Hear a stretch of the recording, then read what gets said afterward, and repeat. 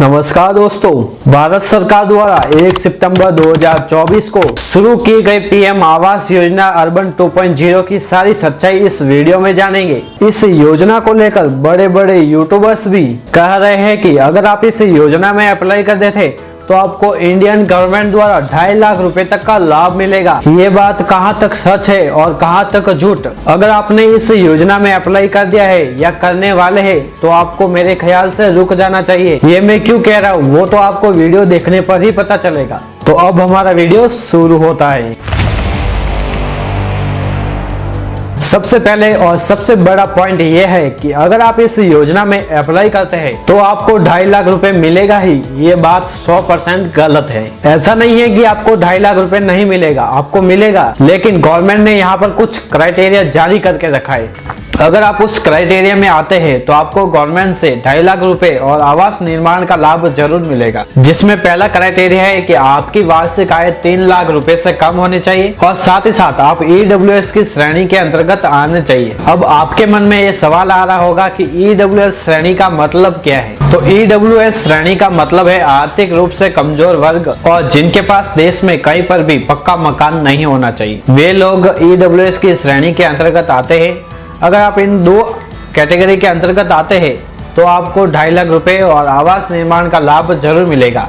लेकिन दोस्तों, फॉर्म भरने से पहले आपको कुछ 4 स्टेप या 4 पॉइंट के बारे में पता होना चाहिए, तो आप इस योजना में और 2.5 लाख रुपए आपको मिलेगा। अगर आपको उन 4 पॉइंट के बारे में पता नहीं है तो आप फॉर्म क्या करोगे, गलत भर दोगे, जिससे अगर आपको इस योजना से लाभ मिलता भी होगा तो भी नहीं मिलेगा। इसलिए आपको उन पॉइंट को जरूर जान लेना चाहिए। पॉइंट का मतलब है कि वर्टिकल्स, ये 4 वर्टिकल्स सरकार ने, गवर्नमेंट ने इस योजना पर दिए है, पीएम आवास योजना पर, जिनको जानना आपके लिए काफी ज्यादा महत्वपूर्ण है। चलिए हम जानते हैं कि कौन से वो वर्टिकल्स है जिनके बारे में आपको जरूर जान लेना चाहिए और जानने के बाद ही उस फॉर्म को आपको अप्लाई करना चाहिए, ताकि आपको आसानी से और जल्दी से जल्दी लाभ मिल सके। जब आप फॉर्म अप्लाई करने के लिए पीएम आवास के ऑफिशियल वेबसाइट पर जाएंगे तो वहां पर कुछ इंस्ट्रक्शन देखने को मिलेंगे, जो कि उन इंस्ट्रक्शन को हर कोई नहीं पढ़ता और डायरेक्ट फॉर्म अप्लाई करने के लिए चला जाता है।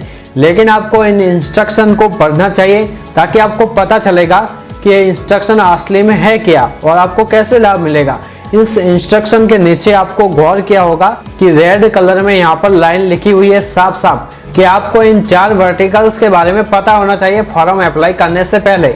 आज मैं आपको वही बताऊंगा कि इन 4 वर्टिकल्स में असली में लिखा क्या हुआ है, ताकि आपको समझ में आ जाए और आप इस योजना का लाभ ले सके आसानी से। फॉर्म अप्लाई करने से पहले आपके लिए ये जानना जरूरी है, जिसमें पहला वर्टिकल है BLC यानी beneficiary led construction. Beneficiary led construction यानी BLC, इसका मतलब है कि आपकी वार्षिक आय 3 लाख रुपए से कम होनी चाहिए और आप EWS की श्रेणी के अंतर्गत आने चाहिए, तो आपको 2.5 लाख रुपए मिलेगा सरकार की ओर से। और BLC का मतलब यही होता है कि अगर आपके पास कोई ज़मीन है जिस पर आप अपना पक्का मकान बनाना चाहते हैं तो आपको सरकार यहाँ पर 45 स्क्वायर मीटर के एरिया पर सरकार यहाँ पर आपके लिए पक्का मकान बनाएगी। अगर आपके पास ऑलरेडी ज़मीन है और उस पर ही आप मकान बनाना चाहते हैं तो आपको BLC के ऑप्शन पर ही टिक करना है। जब आप फॉर्म अप्लाई करेंगे ना तो आपको BLC के ऑप्शन पर क्लिक करना है, ताकि क्या होगा कि आपकी जो ज़मीन है उसी पर सरकार जो है पक्का मकान बनाएगी। अगर आप दूसरे वर्टिकल्स पर क्लिक करेंगे तो आपको इस योजना का लाभ नहीं मिलेगा। इसलिए आपको ध्यान से BLC पर ही क्लिक करना है अगर आप अपनी खुद की ज़मीन पर पक्का मकान बनाना चाहते हैं। और साथ ही साथ आपको ध्यान रखना है कि आपका जो पक्का मकान है वो ओनली फॉर 45 स्क्वायर मीटर की ज़मीन पर ही बनेगा। अगर आपके पास इससे ज़्यादा ज़मीन है तो वहाँ पर नहीं बनेगा, और ज़्यादा ज़मीन है तो वहाँ पर जो सिर्फ 45 स्क्वायर मीटर की ज़मीन पर ही बनेगा।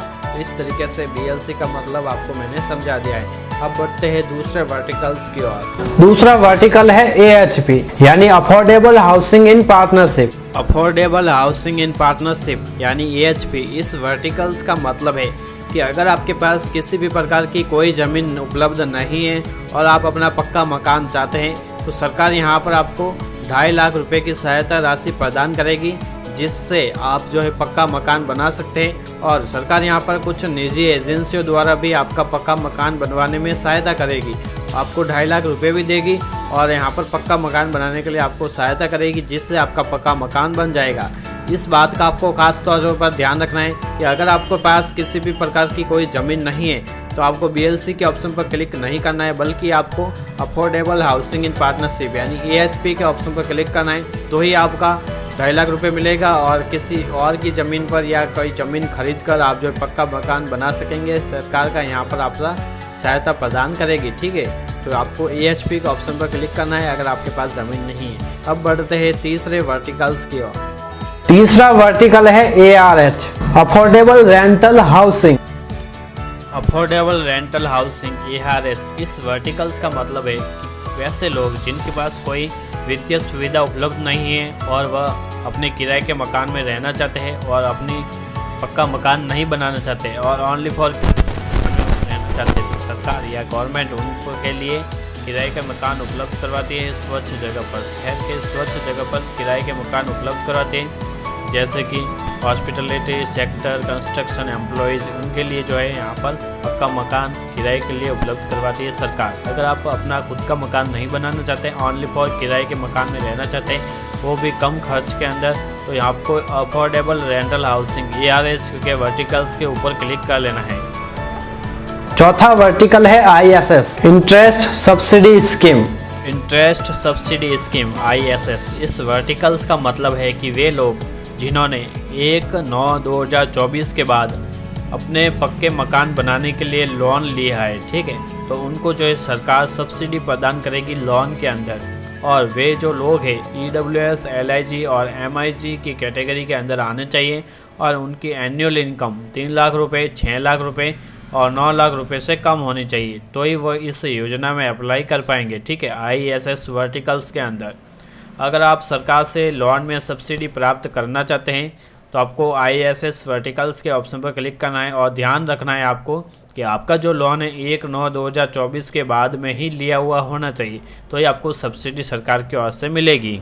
तो उम्मीद करता हूँ कि अब आप इस योजना को समझ चुके होंगे। किसी भी योजना में अप्लाई करने से पहले आपको उन योजनाओं के बारे में पता होना चाहिए, तभी वह योजना आपके काम की हो सकती है। अगर आपको पता ही नहीं है कि ये योजना आपके लिए कितनी महत्वपूर्ण है, आपके काम की है या नहीं, आप इस योजना में एलिजिबल है या नहीं, अगर आप फॉर्म भर देंगे फिर भी आपको इस योजना का लाभ नहीं मिलेगा क्योंकि आप उस योजना के अंतर्गत एलिजिबल है ही नहीं। तो आपको पहले ये जानना जरूरी है कि आप इस योजना के अंतर्गत आते हैं या नहीं। इसी टाइप के वीडियो मैं अपने YouTube चैनल पर बनाता रहता हूं, जिससे आपको पता चल जाए सारी योजनाओं की हकीकत और उनकी सच्चाई, और आप इस योजना में अप्लाई करके काफ़ी सारा लाभ भी उठा सकते हैं। तो चैनल पर नए हो तो चैनल को एक बार सब्सक्राइब कर लीजिएगा। मिलते हैं दोस्तों अगले किसी नेक्स्ट वीडियो में, तब तक अपना ख्याल रखिएगा।